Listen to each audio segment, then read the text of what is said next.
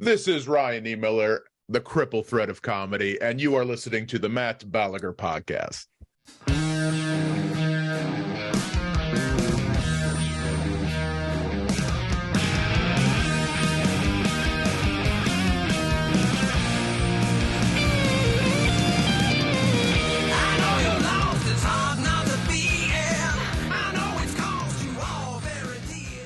Hello, fine people out there, and equal shout outs to the not so fine folks among us.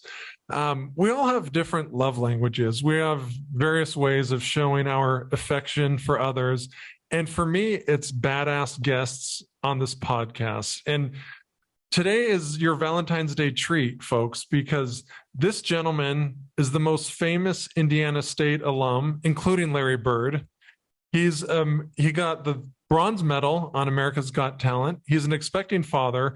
He's one of my parents' favorite comedians. He's an old friend, an all-around good human being. Please welcome Ryan Niemiller to the program. How you doing, Ryan? Yeah, take that, Larry Bird. It's about time he got his comeuppance. That's what I've been waiting for a long time. He's been writing that, Michigan State loss and Hall of Fame NBA career for far too long, Ryan. So let's knock him off his pedestal. Yeah, but what does Simon Cowell think of him? I think that's really the important thing. That should be the barometer for if someone is important or not. What does Simon Cowell think? And does he have Howie Mandel's blessing? Did Howie Mandel call Larry Bird a star? I don't know, but I know he called you a star. So yeah, we have video documentation of that as well. Video proof, Ryan. And we want to get into your, essentially overnight ascension to stardom, but it wasn't as if you were born on top of the entertainment pecking order as you are now. Take us back a little bit, Ryan. You grew up in, was it Des Moines, Indiana? Indiana, yeah. The fact that you don't know how to pronounce it should tell you how large that city is. that there's no reason it should possibly be in your lexicon. It should be. Well, I know from my in-depth research, it's a community of about 4,000 residents. Yep. Less than 50 miles south of Gary. So it sounds like it's pretty much identical to Los Angeles. Is that true? It was a 1-to-1. When I made the move out here, it was like I was home. It was just like I was right there. Now it's a really small farming town. So my high school is kind of an amalgamation of a lot of the tiny towns around the area. Mm-hmm. My high school is located in a town called Wheatfield, if that gives you an idea. Yeah, so what is Wheatfield known for? Maybe it's farming, Matt. So imagine that. Wow, okay. It's farming. Wheatfield is known for farming. So did you grow up in a farming community? Do you have farmers in your family?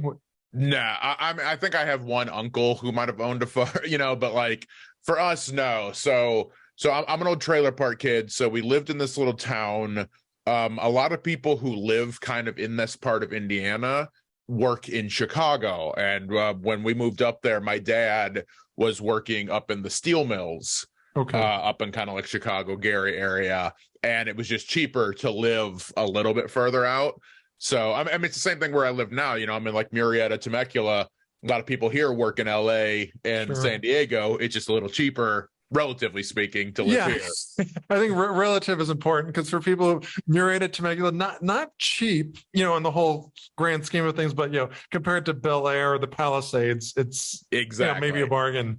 So, what's it like growing up in a trailer park, Ryan, when you're not a famous rapper?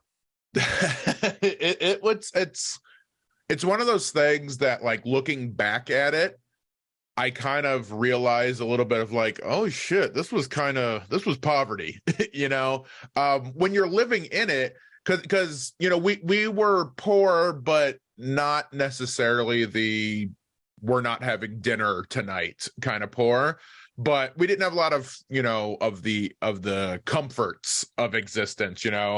I didn't realize what a big deal this was until much later, but like I didn't have a bed until I went to college, for instance. Okay. Because there were 6 of us packed in a single wide trailer. You can't really even get 6 beds in the place. So did you get the elbow of a couch, or what was your sleeping arrangement? So how we were kind of set up.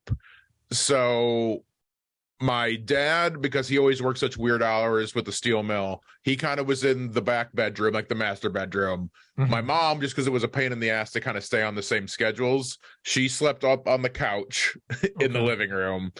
When it was just my older brother and I, we shared a bedroom, and we might have had, and I'm thinking about, we might have had terrible bunk beds for a short amount of time kind of thing.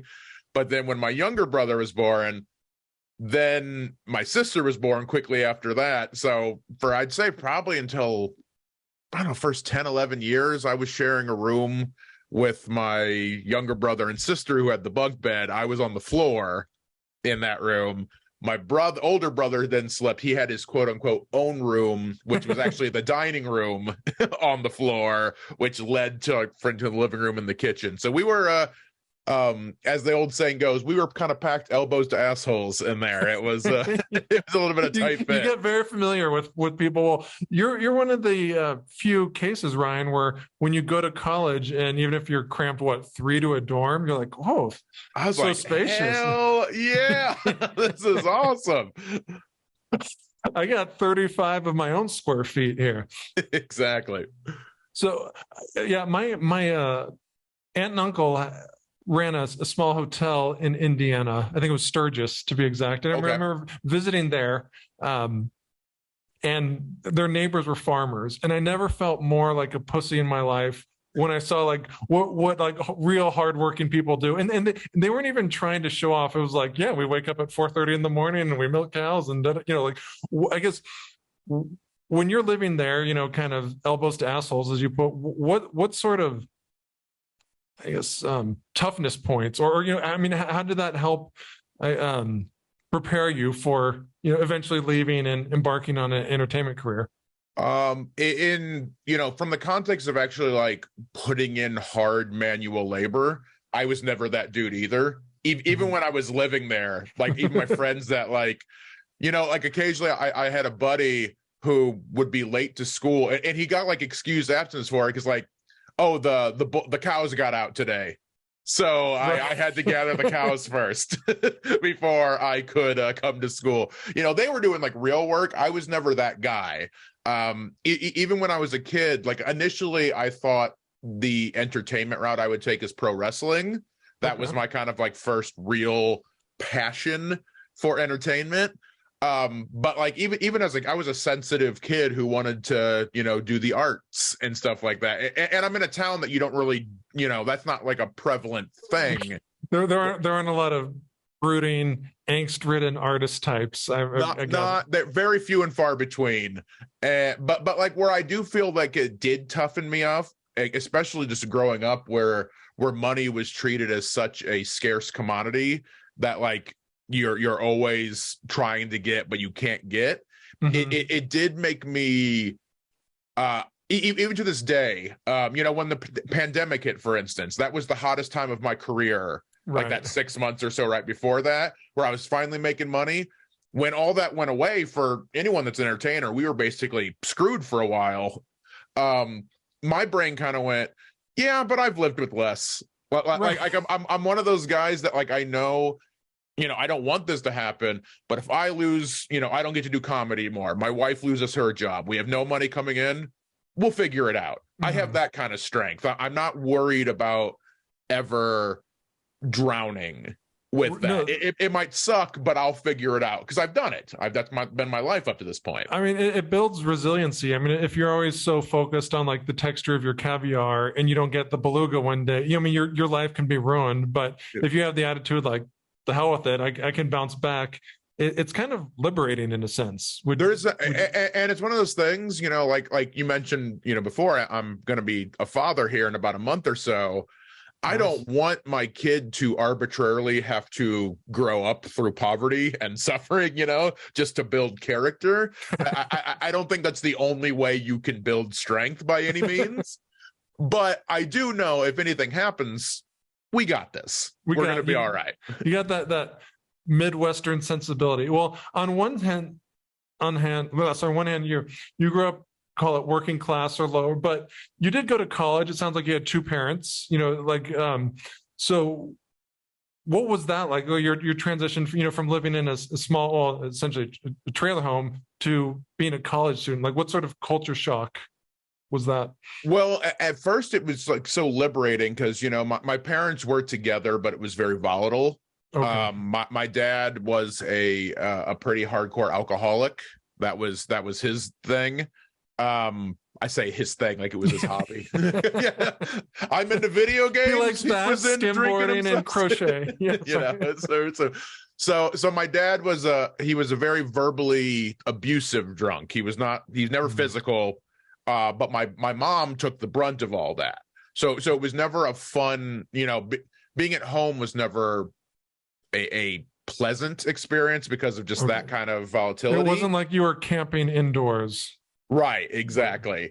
And once I my younger brother and sister are considerably younger than at least enough by school age. My brother's like 7 years younger than me.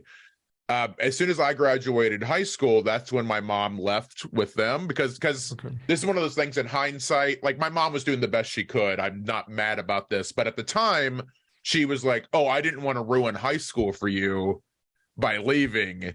Whereas, in hindsight, it's like, no, you actually made it worse because I didn't respect you because I didn't feel that you cared about yourself enough to get out of an obviously bad, no, as an adult who's 40-year-old now, I know there's way more to leaving somebody than just respecting yourself. There's so many financial and manipulation. There's way more to it than just get out. It's just leave. Why not?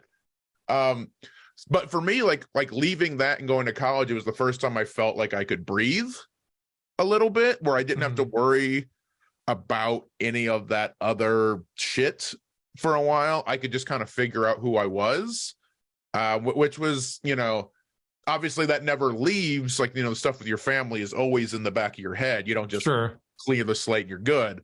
But it let me kind of figure out what I wanted to do for real for the first time. That's interesting because, you had this unique background where you said you're into pro wrestling, but you had this theatrical sense, and you ended up majoring in theater. I guess at the time, what did you want to be when you were, call it, a freshman? In the back of my head, it was always I was going to be a pro wrestler. Oh, okay. I was always going to be some sort of entertainer. And for me, because I started with, when I first went to college in Indiana State, I started with radio, TV, film. Because I thought that was going to have more performance aspect to it. Because I thought, like, I love sports too. I'm a diehard sports fan. And I sort of thought like, oh, maybe being trained to be a sports announcer or, something like that would be great. What this program was actually a lot more of the, here's how you run a soundboard. Here's how, which people who can do that, great. That my brain just has such a block. I do not understand that at all. I was not good at that. I just wanted to perform. Then I took a couple of just elective theater classes and fell in love with it. And it's one of those that in hindsight, we always know so much in hindsight. We're geniuses in hindsight. To do what I need to do, I probably didn't need to spend all of my student loans on getting a degree in pretend. From an educational standpoint, I learned a lot of good skills that I was able to use for comedy. I'm one of the few people where all that paid off in a big way. But we both know enough comedians like that come from such backgrounds. You don't necessarily have to get college training and take out $100,000 in loans to learn how to tell dick jokes. If you're going to haha, they're like, let me see your college transcript, right? What did you get second semester of communications? So wrestling was your first love, but then you get a feel for the stage, and it sounds like kind of your worldview opens. Did you know you wanted to go into comedy, or did you think you wanted to be more of a dramatic actor, or what? In the back of my head, comedy was always one of those things I wanted to do. That was something a couple buddies of mine in high school, we would always try to watch as much, like, oh, there was a new Premium Blend or a new Comedy Central Presents or a new HBO special that came out this last weekend. And we just, all that week, we would just quote it. We would quote SNL from that week. That was kind of how we were being funny with each other. We would just like, oh, I found this stand-up. I found this guy. I found this. And we would do that. in the back of my head, wrestling was always the thing, but I had this love for comedy. I just enjoyed, and I had like a class clown kind of persona. I liked making people laugh. Mm-hmm. But even when I started doing theater in college, my junior year, it was with the mentality of like, oh, I know I'm not the best athlete in the world. I'm just not that guy, but I'll be a better actor than all the other wrestlers. I'll be a better character guy. I can do all that stuff and make that work. That's why I did it. And I trained to be a wrestler for about 2 months. I found like a little school in Southern Indiana when I was still in college, and my back couldn't take it. It had nothing to do with the arm disability. It's the vertebrae, man.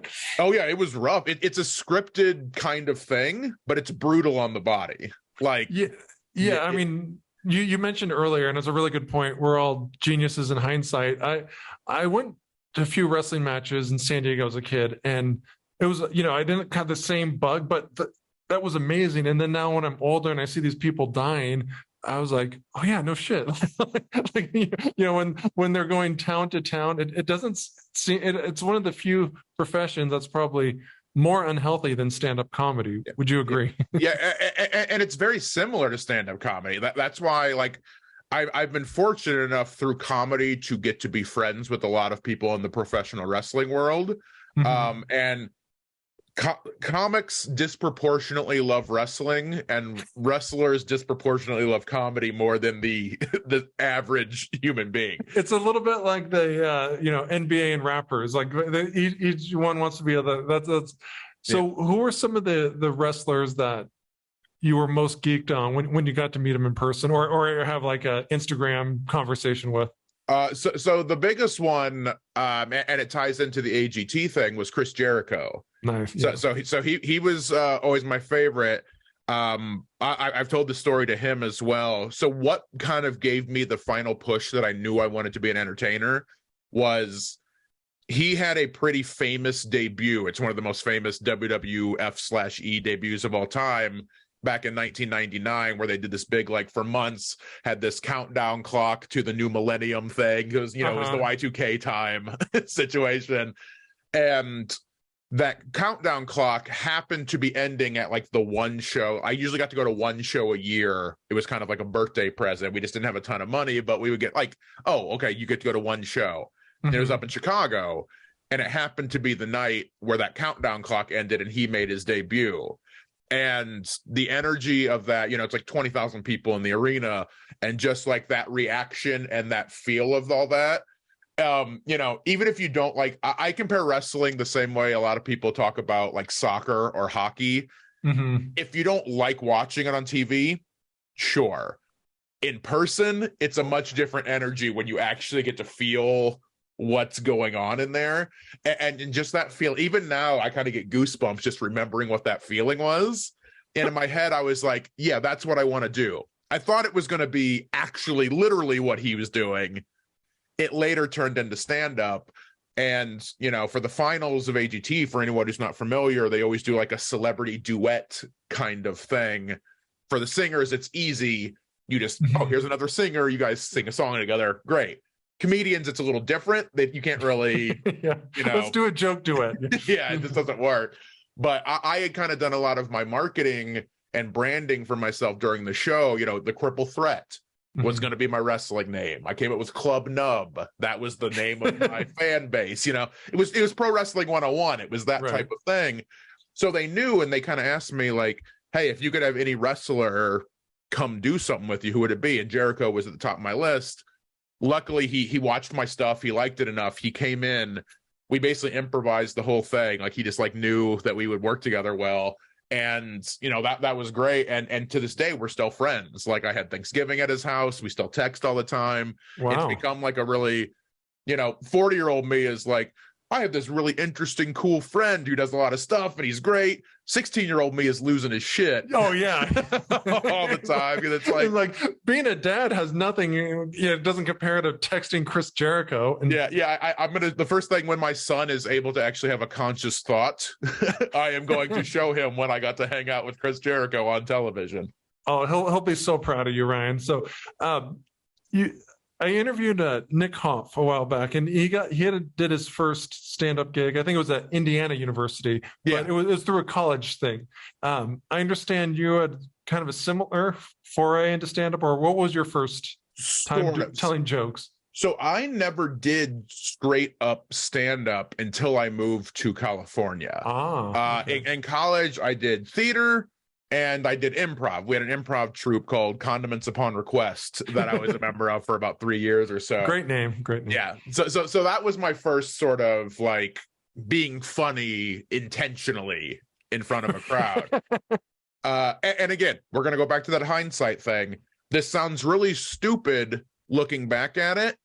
I literally at that time thought that if you wanted to start stand-up, you had to go to LA or Chicago or New York. I did too. For me, it was LA, which I was anyway, or New York, maybe Boston. Yeah. Who's produced like hundreds of the most famous comics, but I didn't even consider Boston. Go ahead.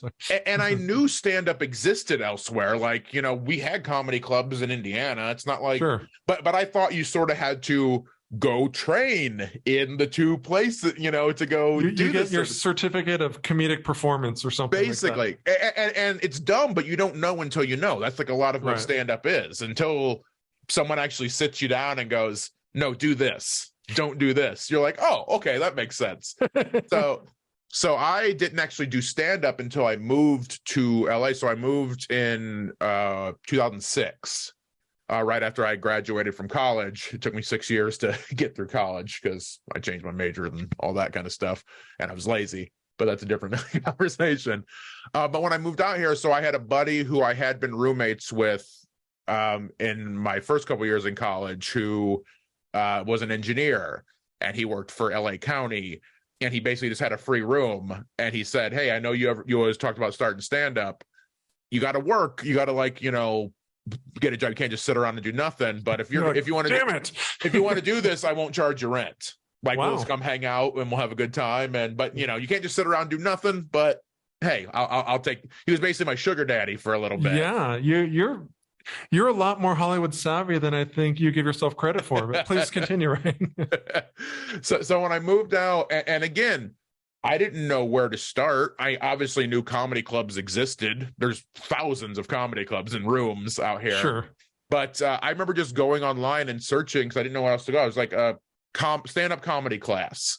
And one of the first things that came up was a class at the Ice House in Pasadena that Bobby Oliver was teaching at the time, who I'm still good friends with to this day. I love Bobby. She's a sweetheart in the comedy business for sure. Definitely, yes.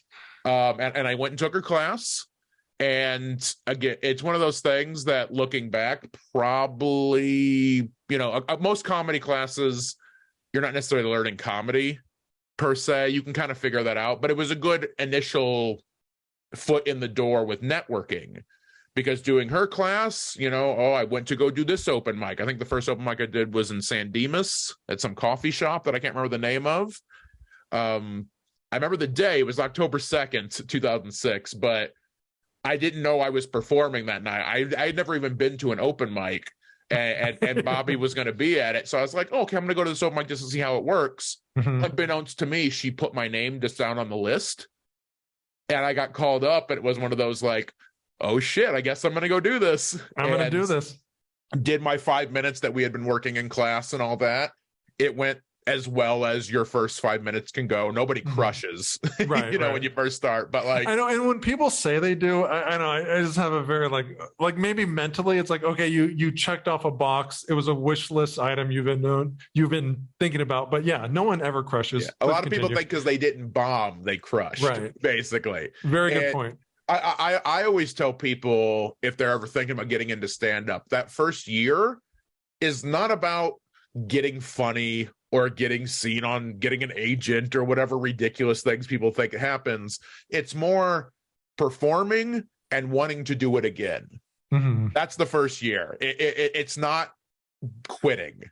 Because some people, they go up there, they try it, and they were like, that was too intense, it's not for me. And that's awesome. If that's how you feel, nobody has to do this nonsense. Yeah, we don't want all that competition anyway. Exactly. The less, the better for me. But yeah, that's that first year. But it went well. It went as well as your first time could go. And I was like, okay, I have the bug officially now. Let's do this. Yeah. So, well, one, you satisfied your roommate's request. Like you were actually doing it. You took a class with Bobby Oliver, then you went to San Dimas. You did your first 5 minutes. After that initial kind of euphoria wore off, Ryan, what changed? Like, how did your approach to stand-up differ? From that, it was just figuring out how to make myself stand out enough. Because I'm not a generally confident man in most aspects of my life. Like, if you would have told me 3 years ago that I would be married and have a kid, I was still in that mindset that, like, no, I'm never going to find anybody, and that's all right. Like, right. I'm good. You know, I didn't have any confidence in that. For whatever reason, something in my brain was like, comedy's going to work out. I don't know why. I don't know how. I don't know when. But like, this will work to some, you know, I in my head, I'm like, I might not be Robin Williams, but like, I'm going to be able to make a living doing this and making people laugh. And the mentality at that point was then, it was kind of twofold. It was just figuring out how to be funny consistently, you know, because like, you know, it's anyone, well, I say anyone in quotation marks, but like anyone can figure out a 2 or 3 minute set where they're pretty good. But it's like, okay, how do you become a headliner now? How do you eventually get that hour that people want to actually buy a ticket to see? And then the other thing was just figuring out, you know, kind of being in a little bit of a unique situation where I have a very noticeable disability that I can't not acknowledge, especially before anyone knows who I am. I wanted to ask you something, because on your website it says you have a gimmick that only you can exploit. What do you mean by that, Ryan? Well, like, so the disability I have is very unique. So for anyone who's just listening audio style on this bad boy, which it might just be an audio anyway. We do both, but yeah. I say we're on Zoom. I'm looking into your beautiful eyes right now. Stop, but keep talking. But having this disability in my arms, that's, you know, it's not a standard limb difference. It's a very unique, even by limb difference standards go. And it's something, especially early, it was very hard I couldn't do a set where I never acknowledged it. It was something that, because I noticed I tried that for a little while, and sometimes I would just do it for fun, but like I would do these sets and sure, I might get some laughs here and there, but you could tell the audience is going, well, okay, when's he going to say it? When's he going to mention it? You know, and it was undercutting what I was doing. Right. Because even if I was trying to talk about like, oh, here's LA traffic is crazy, or, you know, lots of cars on the 405, aren't there? Yeah. Nobody was really listening because they were waiting for that big, like, haha, okay, got it. Yeah. And for me, it was trying to use that in a way that didn't make me feel like I was selling myself out. Because for me, I'm not upset that I have a disability. I've gotten over that part in my life. I'm proud of who I am. I don't feel I need to hide it or not talk about it. I feel it's a part of who it, you know, I kind of say a gimmick jokingly during my bio there, but like, it's also my point of view. It's who I am. This isn't this isn't my Larry the Cable Guy situation where I've kind of created this character and this is actually my existence. The stuff it's the same off stage. Yeah. You don't then add arms. Exactly. This isn't my 3-hour prosthetic and makeup job that I do before every show. So I never wanted to hide from it, but I also, individuals with disabilities, to people who don't know them well, or if you're in any kind of entertainment, there's this expectation of the normal crowds that you are supposed to be inspirational and happy-go-lucky and nothing gets you down. Right. And for me, that's just not who I am as a person either. Like, any inspiration I've ever given anybody has been accidental, is what I said. I don't take it for granted that people are inspired by me now. Like, that's something I take seriously, but I did not get on AGT, for instance, hoping to make people follow their dreams. Right. No, I'm an attention whore who wants to make this a career and buy a house. You know, like, I want more eyeballs on me. I want to be able to get 3 drinks instead of 2 drinks when I perform next time. Exactly. I want those half-price appetizers to be full free comped appetizers. That's what I want. I want Snickers in the green room, damn it. Yeah, but so when I was crafting my act, because this is who I am as a person, I didn't want to be, you can do anything you want to, you can follow your dream. I wanted to talk about the real shit as I see it. I wanted to talk about, like, yeah, it is hard to find someone that wants to date you when you have a disability, because you need a very strong person. Right. It's hard to you find. have that. Go ahead. Go ahead. Your turn. You're the guest. I'll shut up. I was gonna say it is hard to find, people who will hire you for a day job and assume that you can do it. Mm-hmm. It is difficult.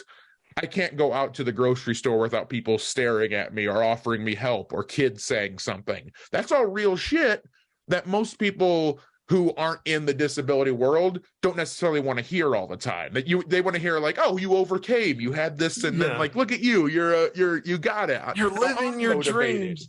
Yeah. And that just wasn't who I was. So I wanted to be able to be true to myself enough to actually talk about, like, yeah, having a disability isn't the end of the world, but there's also some real shit that sucks about it. And I want to talk about that and make that funny and relatable and possibly get people to look at things in a little bit different perspective.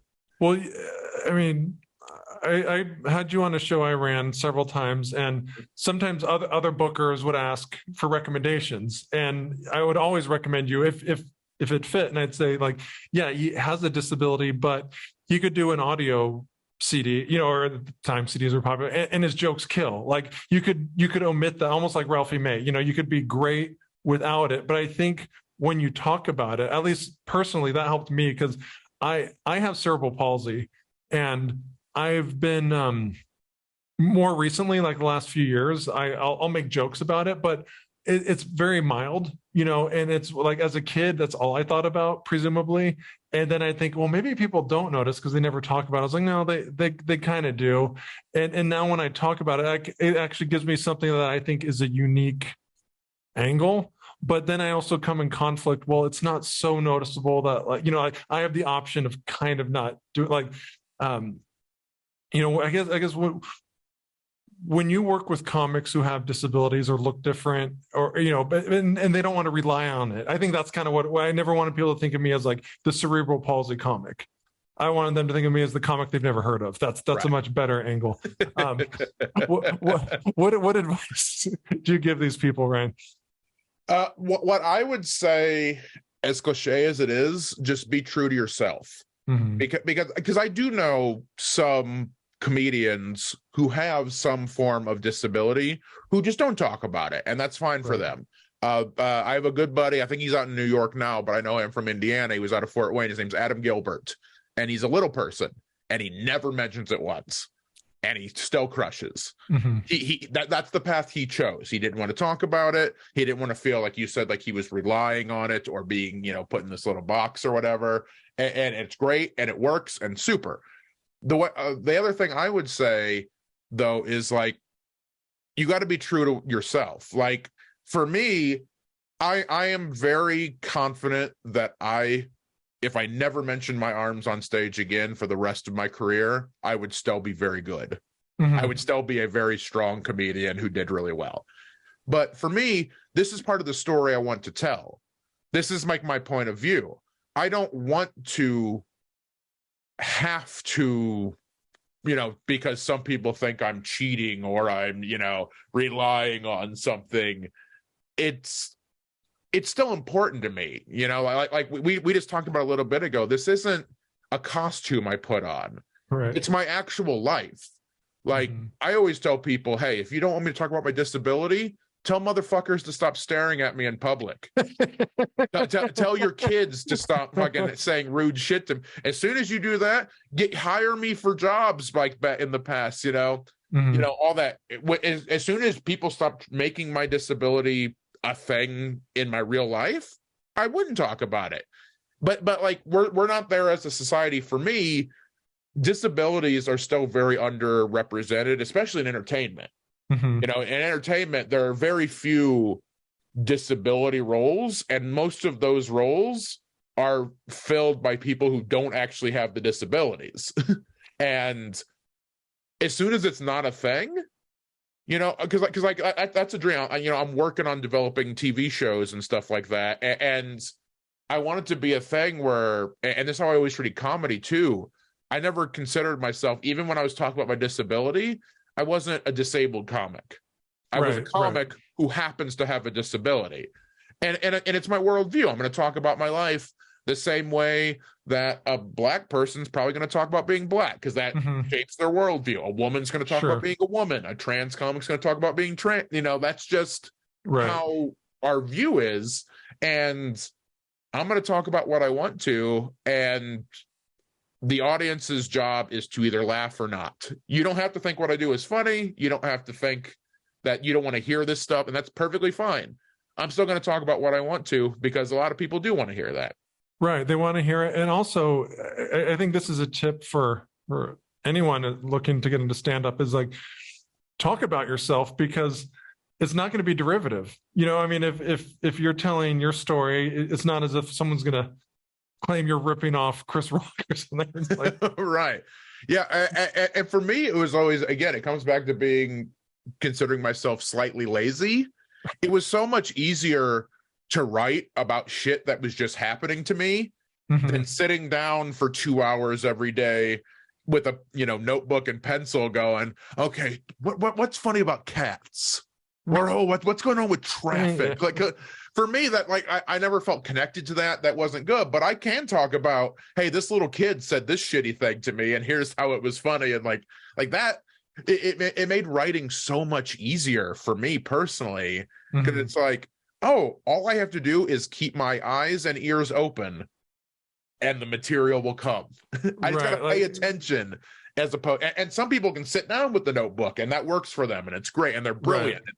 For me, I was always just like, man, I can't do that. I get too distracted. I'll start playing video games or something. But I'll just keep my eyes open and like, oh, it was cool. I saw this thing when I was out. Cool. I'll write about that. Boom, we're done. Yeah, it sounds like a lot of, and I've heard others discuss this, is the writing process or creative process is almost more having your eyes open and your ears open and allowing things in, versus like some people are regimented. You can sit down from 11 to 12:30. I'm going to write. God bless you. I think they're very few and far between. I think your approach is more long lasting. Yeah, and it's just simple, and it's going to keep my act evolving, because when I first started comedy, a chunk of what I talked about was like, oh, here's why dating is hard. Dating's really hard for me. It's hard to date when you have a disability. It's even harder when you have a wife. But yeah, go ahead. It's so difficult. but then it kind of prompted to like, oh, now I'm engaged. Okay, like here's how life has changed from dating to being engaged. Now I'm married. I'm still learning stuff. Like I thought we were done learning about each other. Here's this thing that happened. Now I'm going to be a dad. And all I've had to do is just let life kind of happen and just evolve myself as a person, because like if you're writing observational stuff, and again, it works for some people, man, I don't want to write about cats still. Yeah. I don't want to be thinking about what's funny about that. Now I can think about what's funny about, oh shit, I'm going to be a dad. Big chunk of my act right now is talking about the fertility experience that we went through, that some people can relate to, and it's something I couldn't have talked about a year ago. Because it wasn't a thing. I wasn't like, what a poser. I wasn't giving sperm samples 2 years ago. It just wasn't a thing. Now, this new thing happened, and all I had to do is let life happen and see what's funny about it. I like that. Let life happen and see what's funny about it. Well, you credit unglamorous gigs with helping you succeed on America's Got Talent. I hope you don't lump Ball Games Laugh Lounge at Red Rock. No. That was one of the fun LA ones, actually. And I'm not to say that to blow smoke. You have me on the show regardless, but that was always what I look forward to. I mean, we know how these gigs work. There's some where you're just getting the stage time, and that's I have a Tuesday open. I need stage time. This is going to be shit, but this is part of the deal. Sometimes they're fun, and your shows were always fun. I always had a good time. Well, thank you. But I mean, There were plenty of times they were shit, but even looking back, I now enjoyed that. At the time, I was like, oh my God, there weren't enough people here. Or like my last joke about MySpace didn't hit as I hoped it would. Well, I mean, it was that you told that joke in 2021. That was the problem. That's why. That's probably why. Now you tell me, Ryan. But I remember, I think it was, we did a gig in Orange County, and when we were in LA, I think Josh McDermott drove, or maybe Yep. you did, and we drove and it was like, it felt so different, even though it was like 50 miles away from where we all lived at the time. And now it's like I look back with such fondness at that. But what's the longest you've driven or flown or traveled for a 5-minute gig, Ryan? Oh, for a 5-minute gig, probably 10 hours. Wow. Well, when I was back in the, it might have been slightly longer than 5, but it was definitely an unpaid showcase kind of thing. Okay. This was when I had moved back to Indiana already. That it's just part of the deal. I'm going to audition for work at this club, and they're going to give me a showcase. All right, I guess I'm driving to Des Moines, Iowa, or I'm driving to, Huntsville, Alabama, or whatever it was. And it's part of the deal. And but like you said, I think those things shape you a lot. Mm-hmm. It's easy to look back with fondness on shows that you killed, Right. like so many people will ask me like, oh, were you nervous when you were on AGT?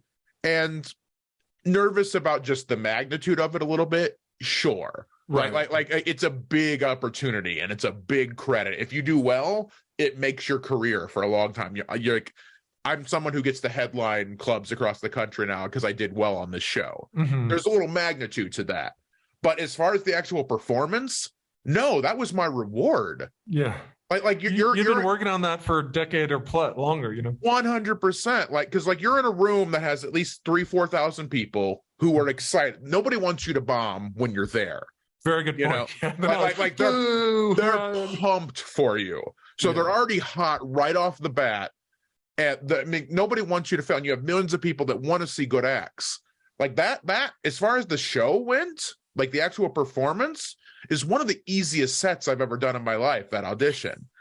Because it's what is hard, what really kind of helps you earn your stripes is, trying to do an hour-long headlighting set in some dive bar in a small town in Kentucky where the audience is 3 drunks who don't know it's comedy night, and they won't let you turn the TVs because there's a Kentucky basketball game on. We want to watch the Wildcats, damn it. Those are hard gigs. And to be able to get them to even laugh, even if they just laugh at a few things, that's where the work is put in.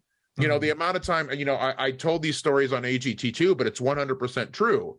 I would drive to these gigs, and even when I was starting to headline smaller rooms and one-nighters, might make $200, but I drove 8 hours to get to this gig. So I'm sleeping in my car because I can't afford a hotel. There's no hotel provided. Right. I'm just going to sleep in my car because that's how you do it.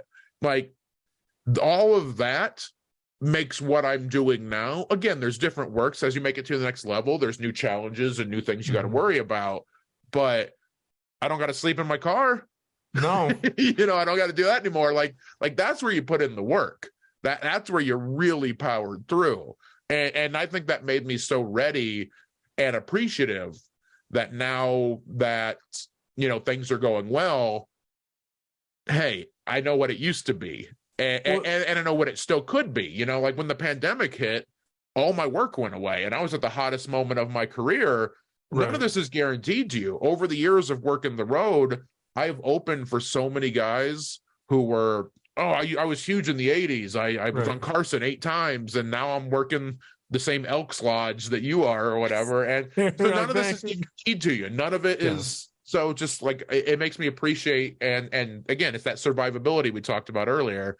No matter what happens, I'm going to be all right. You're a survivor. So, you had this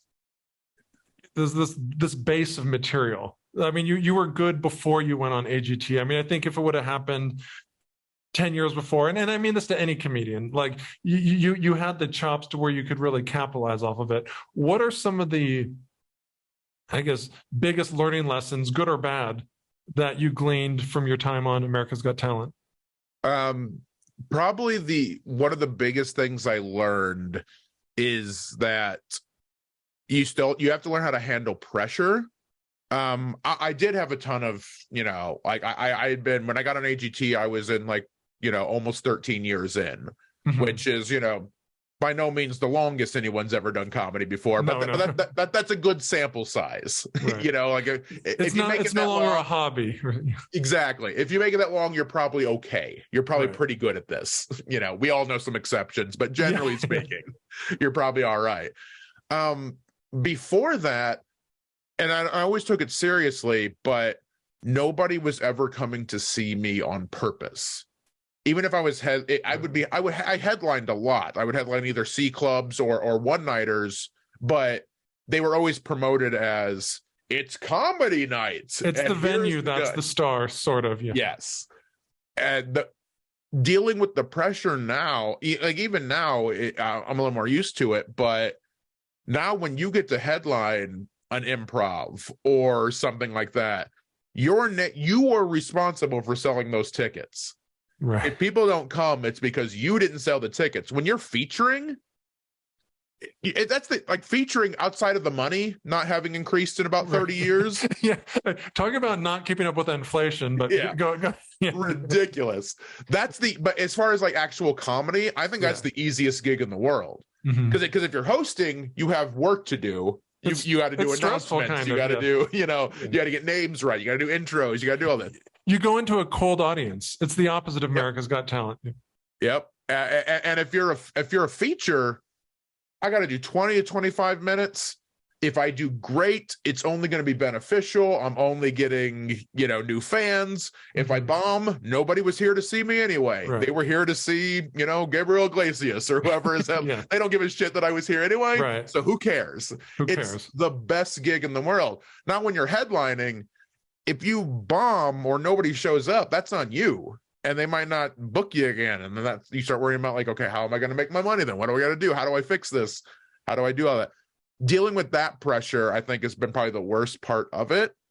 The good part is people do come to see you on purpose now. It's for your ego. It's like, I'm not going to lie. I almost quit comedy so many times before I got AGT. Like I think all of us do. Right. Because when you're 24, it's... being a starving artist and there's something sexy and like, oh, look at the passion. Like he's going for it. When you get to be 36 and you're still sleeping in your car because you can't afford hotels when you're on the road, it starts to look a little sad, at least to the outside world. We know that it can take a long time to make it in this business. From the outside world, like my mom's worried about me, right? Like I'm a grown ass man sleeping in his car because I'm still telling dick jokes at dive bars in the middle of nowhere. Like there's a lot of pressure on you to be like, okay, is this ever going to happen? Is it worth doing? You get more of the, oh, are you still doing comedy versus, oh, you're doing comedy. Yeah, exactly. Oh, you still do that? You're still, okay. I didn't know. Okay. Yikes.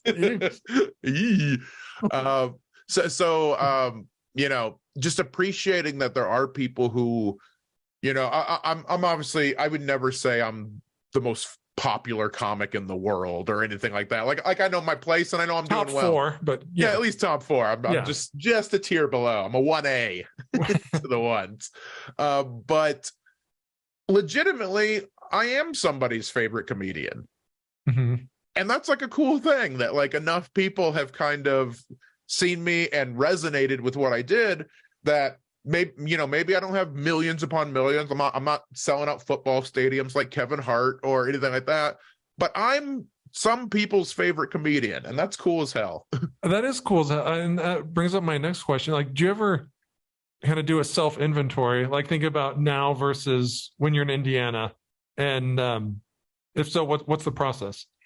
A lot of it is I have to do that to kind of keep myself sane, because you're right. Like I'm not someone who ever believes in it could be so much worse as like a philosophy for why you shouldn't be upset about something. Yeah. Because like, sure, someone else might have broke both their legs. My one broken leg still fucking hurts. It still hurts. Like I'm still in pain. Yeah. It doesn't make it less painful knowing like My elbow's still intact. Yeah, exactly. It's that I always thought that was a nonsensical way to look at things, but it does kind of help put in perspective because, it's real easy. Like every level you get to, like we were talking about before, there's a new norm of what you're expected to do, what you need to get done. How many tickets are you selling? How many, what's your social media look like? How are you doing? Right. All this kind of shit that's now becomes important. And it's real easy to get lost in those weeds. And I have to think back to be like, hell, even, I did AGT in 2019. In 2018, I was working a shitty day job and getting $100 a pop to do these shitty like dive bar kind of show. Like, I'm still pretty lucky, even if things are stressful and it's shitty and I'm dealing with, my agent needs me to do this and I got to do, there's all this stuff that you could talk about. My life's pretty damn good. And I try to keep that in perspective because of AGT, my confidence raised enough where I was able to reconnect with the woman who's now my wife. We had dated like 15 years ago when I was in a really bad place. You're like, I'm the guy on TV, sweetheart. I mean, it did help a little bit. And not like, my wife is cool as hell because she likes comedy, but she doesn't give a shit about comedy at the same time. That's huge. Yeah. Because like there's not a single person I could ever work with that she would be like, can I go meet that person? She's just like, oh, cool. I know that this is helping us buy a house. Yeah, go have fun. That sounds like a cool thing. Go enjoy. And that's great. We dated when I first had started comedy. We had been long distance for a little while before I moved to California and she lived out here. I was not the best version of myself. I still hadn't fully come to terms with living with a disability. Mm-hmm. I was dead broke. You know that how comedy works. You don't make money in this for a long time, and even then you got to be really lucky for it to actually be a career. Sure. And I was just depressed all the time. I was not in a good headspace at all.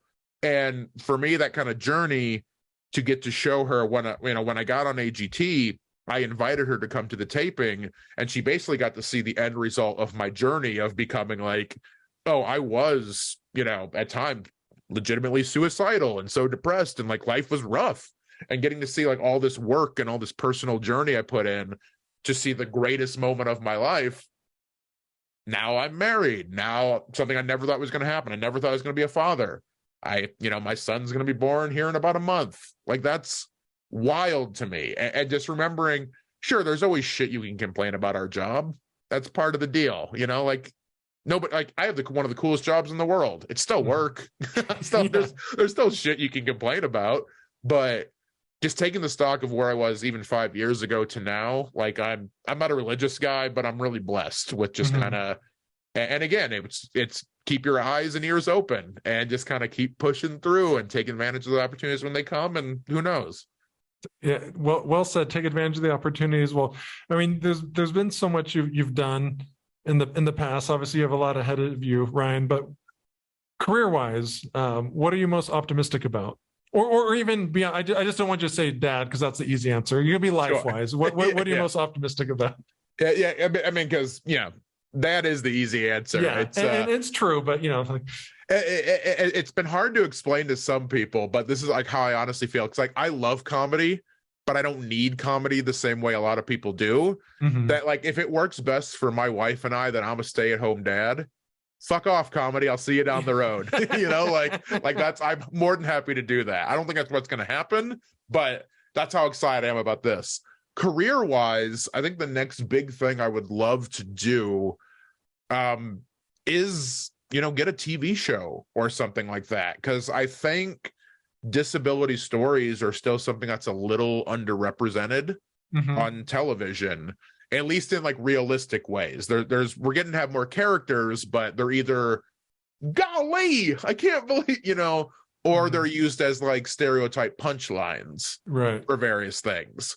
And I think being able to tell, like a sitcom or so even like a comedic drama of like, no, here's what actually having a disability is like. Here's the bullshit. Here's the, here's the good stuff, but here's the actual, it does suck when kids say shitty things to you when you're just trying to, buy groceries, like there's things like that I think can be explored in real ways. And a large population, I think last I saw, it's like 25% in America alone have some sort of disability, whether it's, an obvious physical one like mine or an invisible disability. Like, people resonate with that. That's a large population. Like, even if you don't have a disability, everybody knows somebody close enough to them that does. It's a relatable world that just doesn't get approached the right way. So that is one of the major goals right now. It's still early in the game. Like, for anyone who doesn't know how this works, it can take a long, long time to get even the meetings, so. As someone with cerebral palsy, Ryan, I hope it gets picked up, because I need more credits. Let's be honest. And this really is about me. You're going to be my token CP guy. That's all I'm saying. There we go. They're like, could you find someone with like better cerebral palsy than him? There are hundreds of millions of people listening to this, I'm sure, and some of them may have not known about you before this. So where can we funnel their enthusiasm? Where can we send them? How can they learn more about you and the badass things you're doing, Ryan? Sure. So best place to go is my website, which is cripplethreat.com. I'm still able to use that name, even though wrestling didn't work out for me. Have my calendar on there. Obviously, YouTube, you can find all the clips and stuff. If you want to get a sampling of what I do, the AGT stuff is, I think, a good launching pad. It's not what I do in my live act, because AGT is a much cleaner show than a comedy club has to be. I'm a little grittier on the road, but also my social medias. I'm on everything you can think of. It's at CrippleThreat8. That's where you can find me on there. It's me that still runs the account, so I haven't got that big yet where I need to have a social media manager. So it's me dicking around on there when you wasting time where I probably should be writing or doing something like that. And probably just like a live show, like, find me on tour. I don't know when you put this up. This is pretty quick turnaround, but a few weeks. Yeah, I got a lot of stuff coming. I'm taking a little bit of time off for the summer. With the baby coming, I'm going to be around for that shit, and I'm sure my wife would like the help. It's not even help, it's just like my role as being one of the parents. I should probably be there. But yeah, the fall I'm going to be going pretty hard, and just catch me on tour, and you'll just see me out in public. Don't say dumb shit. That's what I would also recommend. Ryan, thank you so much for joining us. Really appreciate it. Absolutely. Good catching up, Matt. Thank you for listening to this episode of the Matt Balaker Podcast. To learn more, please check out mattbalaker.com and encourage your friends to like, subscribe, and share. Really appreciate it.